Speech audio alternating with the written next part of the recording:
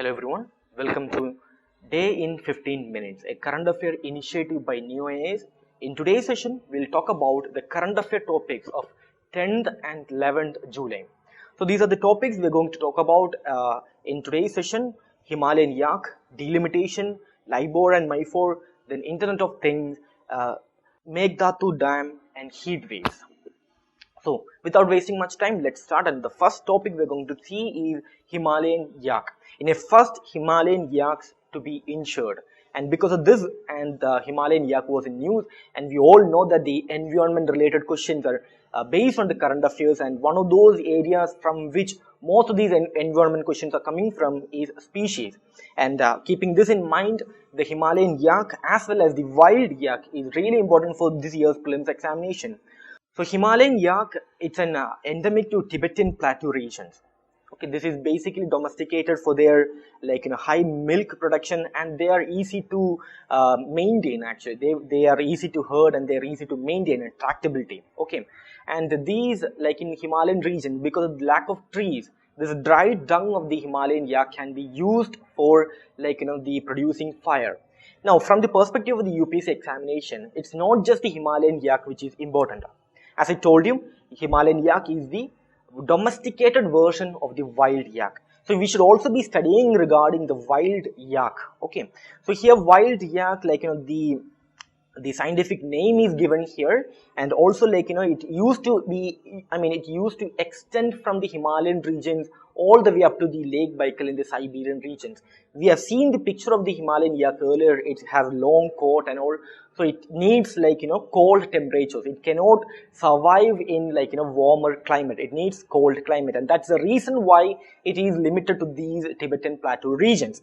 Now regarding this wild yak, it is it is hunted for its meat, and it is actually protected by various organizations, and this is the most important thing regarding the prelims examination. This is listed under Scheduled 1 of Indian Wildlife Protection Act 1972. The very important point, when you look at the species related question from environment, most often they will ask topics or ask questions or statements their protection schedule or their protection status would be asked, right? It would be either based on the Indian Wildlife Protection Act or it will be based on the IUCN Red List. So based on the IUCN Red List, the wild yak is vulnerable, and based on the sites, it comes under the Appendix 1. These are the three key topics or key points you have to remember regarding the wild yak.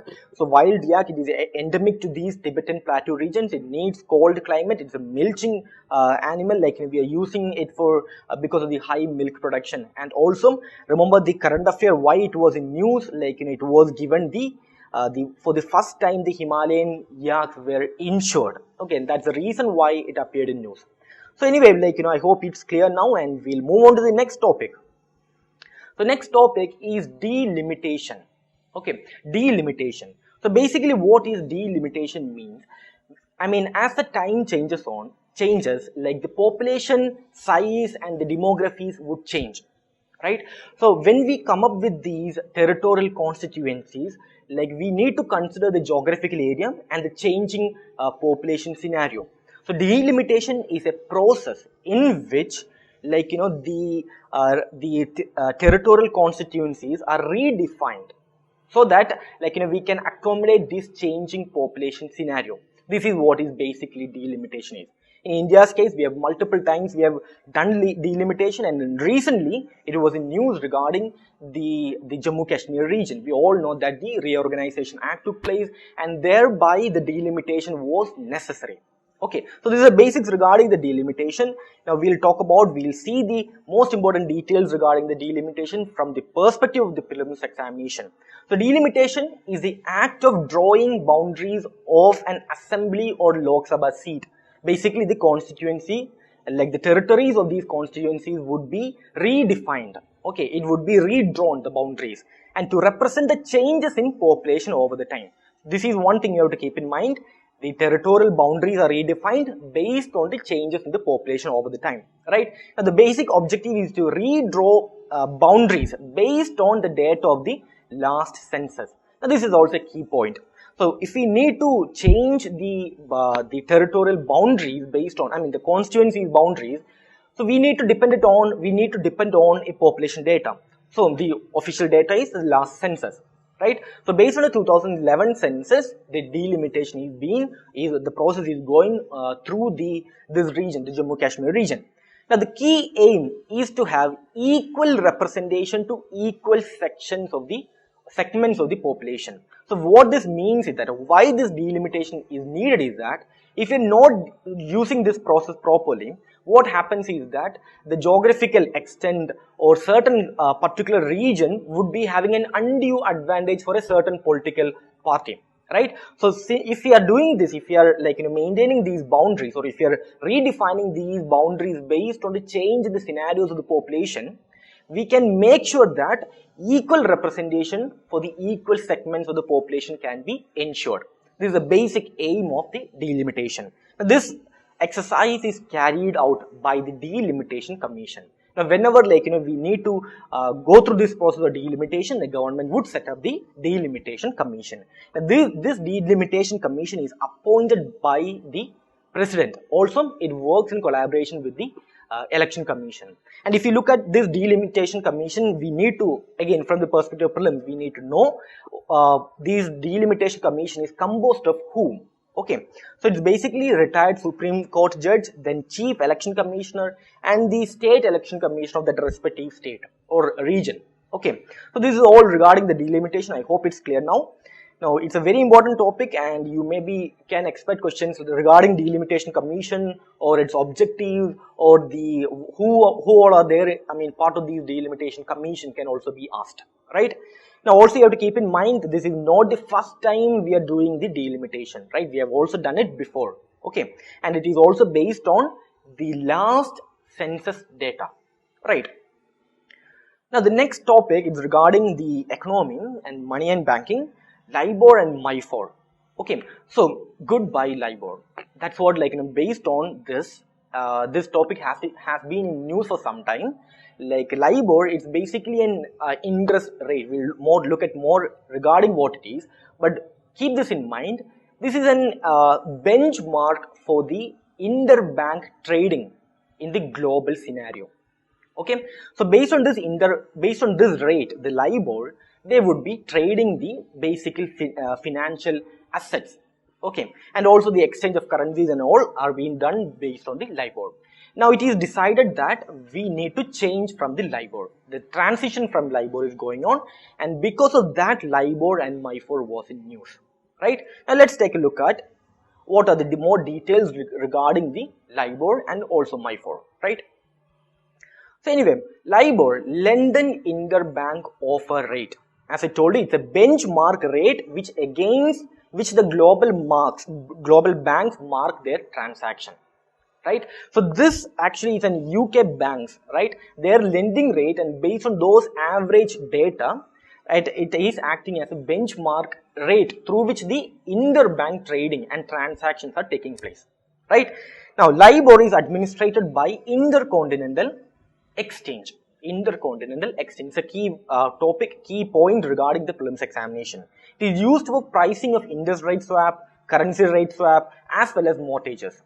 Okay, so basically I hope you understood why this Libor is used, right? Now recently, the RBI came up with a guideline. As I told you, it was in news for some time. The transition is going on from Libor to the another thing. And based on this, it was in news, and based on this, the RBI recently came up with a guideline giving the banks a deadline December 31st, 2021. This transaction has to be complete. So based on the recent, the current affair, it says that every bank, every financial institution need to cease entering into new financial contract with reference to Libor. So any financial contracts based on the reference to Libor, right? The bank shouldn't be entering into any new such contracts. That's the recent current affair, right? But apart from these current affair, what would be asked is based on the Libor. So Libor, London Interbank Offer Rate. Keep that in mind, and we are moving on from, or we are saying goodbye to Libor. Okay, in simple words, we are saying goodbye to Libor. Okay, now based on this, we are also using in Indian scenario, we are also using another in this rate, which is the MIFOR, Mumbai Interbank Forward Offer Rate. Mumbai Interbank Forward Offer Rate is a rate that Indian banks use as a benchmark for setting prices on forward rate agreements and derivatives. Based on, in simple sense, we are using the transaction, and this is seen as a rate at which these transactions can be done. Basically, this shows the financial health of the system, financial health of the economy and the bank system, right? Now, when it comes to this MIFOR, it is also using the Libor. It's not entirely Indian, considering into Indian scenario. Rather, it's a mix of Libor as well as a forward premium derived from the Indian forex markets. So basically, MIFOR is also dependent on Libor. Since we are saying goodbye to Libor, we also need to move on from the MIFOR, right? So based on this, again, the current affair is that the RBI came up with the guidelines giving the bank, then they also need to shift away from the MIFOR. Okay, now shifting away to what? Right now there is an ambiguity.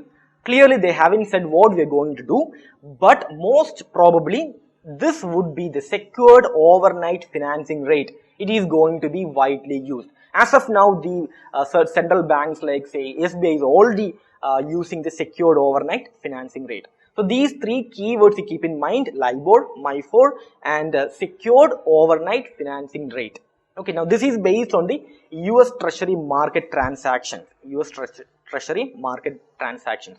Libor was based on the UK based major banks. Okay, now this is another important topic. Please make sure you go through it. Now moving on, the next one is the Internet of Things. Internet of Things. Now in this age, we all know that the digital transformation is taking place. More and more internet penetration is taking place. Now we all may be using a smartphone or a laptop, and there are various other smart devices. In recent, if you look at the markets, there are various smart devices are there. So basically this Internet of Things, what it means is that a device, a physical device or a physical thing, a device, right, which can be connected to the internet, which can be communicated with other devices. So this data from one device, the device A, can be shared with the device B, right? Based on this shared data, the second device would do certain actions. Okay, so like this, millions of devices can be interconnected. Based on this, we need a huge internet penetration. High speed internet also has to be there. Now let me tell you an example regarding this. For example, in a scenario where you are waking up, right, because of your alarm, you're turning off your alarm. So that device understood that you woke up, right? So what's the first thing that you would do, after waking up, right? You need to get a shower. So if when the alarm is switched off, automatically the smart heater would work, and it would produce the hot water for you to take a hot shower, right? While you are showering, right, and a smart device in your kitchen knows that you woke up and you're taking bath, and after that you will be having breakfast, right? So a bread toast or just saying an example, right? Any such device would be able to communicate with the second device, the heater, that you woke up and you're going to have breakfast. Now, when you're moving on towards the door, everybody, these devices, knowing you personally, know that you're going to leave for work. So the door automatically goes, and after you're going out, this smart door automatically locks. Now, while the smart door is locked, imagine a scenario where your garage automatically opens. It's also a smart device. Like this, various devices connected to internet, and they share data, right? And these devices act based on these shared data. This is the Internet of Things, right? This is going to expand a lot. This is huge for the economy of a nation, and if we can use it properly, right, we will be getting huge benefits based on these Internet of Things. Now, let's talk about what are these things, right? So, Internet of Things refers to the billions of physical devices around the world that are now connected to internet, also collecting and sharing data. Okay, So a question of privacy comes up here, but still these smart devices, like, they would be collecting data, also they would be sharing data, right? Based on this shared data, another device can do certain actions, right? Which will, like, would make a life comfortable.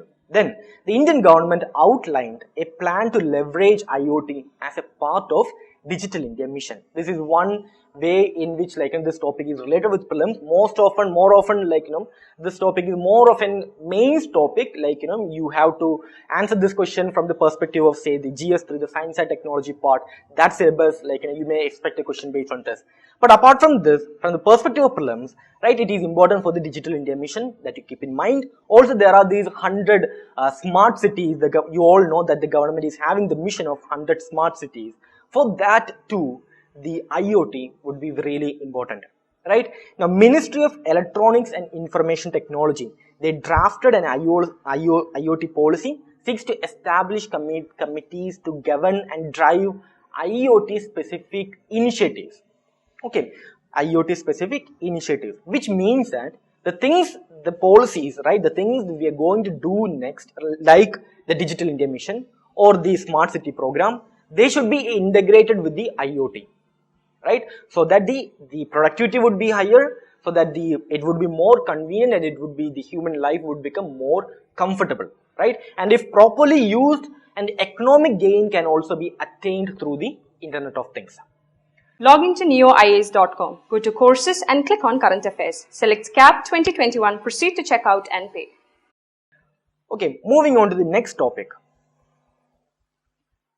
Meghdatu Dam, right? And it was in news because of the dispute between Karnataka and Tamil Nadu, right? We all know that the Kaveri Basin, and there is huge disputes going on there, and this is one fresh dispute regarding this, right? So I'm not going to the political aspects, what has happened so far and all.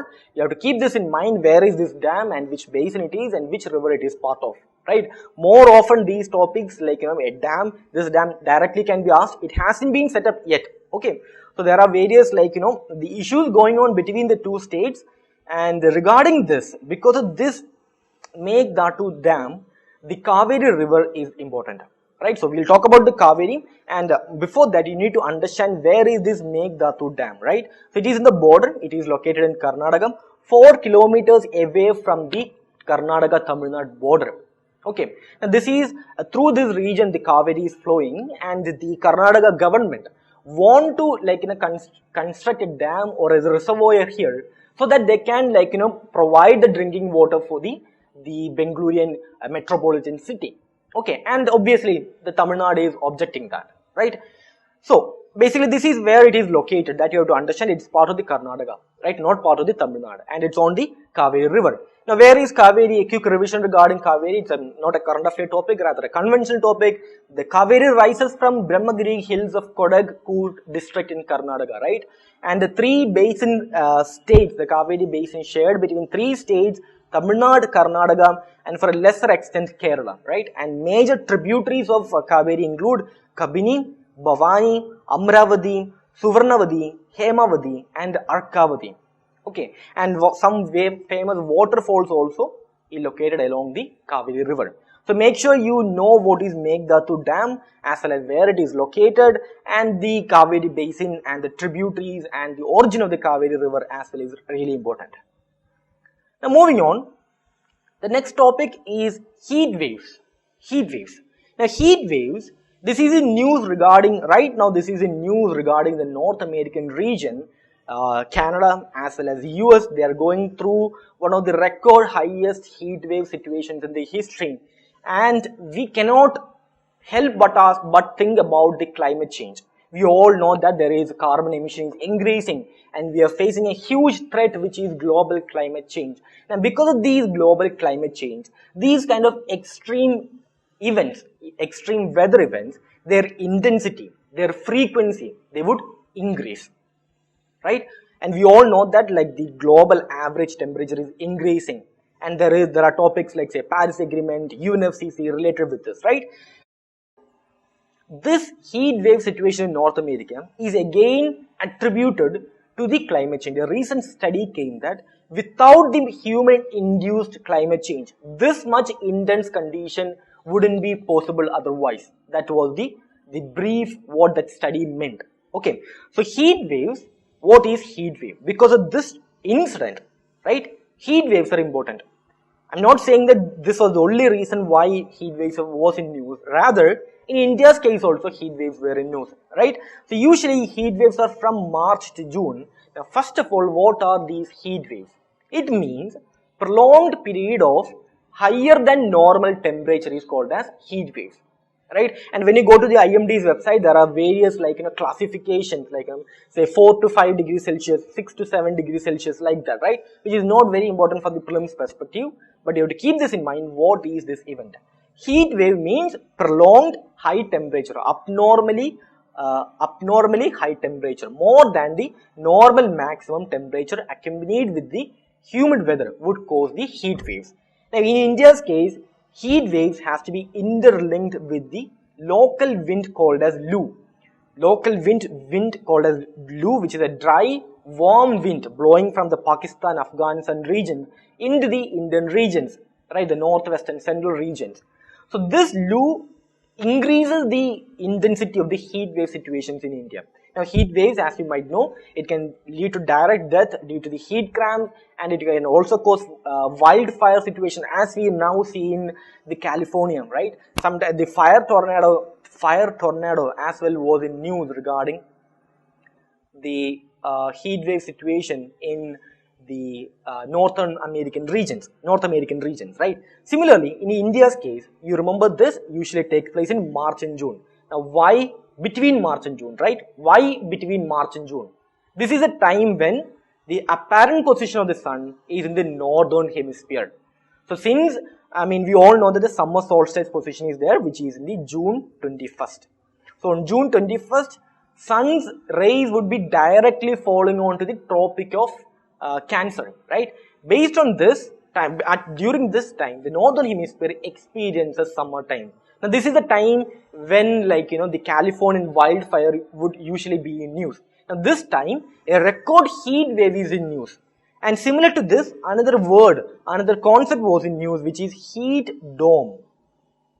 Heat dome. Now what do you mean by the word dome? Dome means this kind of structure, right? Covering something, dome shape. Okay. Now what this means is that heat dome means heat is getting trapped. Because of the atmospheric circulation, movement of the air and related things, what happens is that a layer of atmosphere would be on top of this region, which does not let the heat escape. So what that means is that the heat and humidity would be trapped inside that region, which will lead to the abnormal temperatures, leading to the heat wave conditions.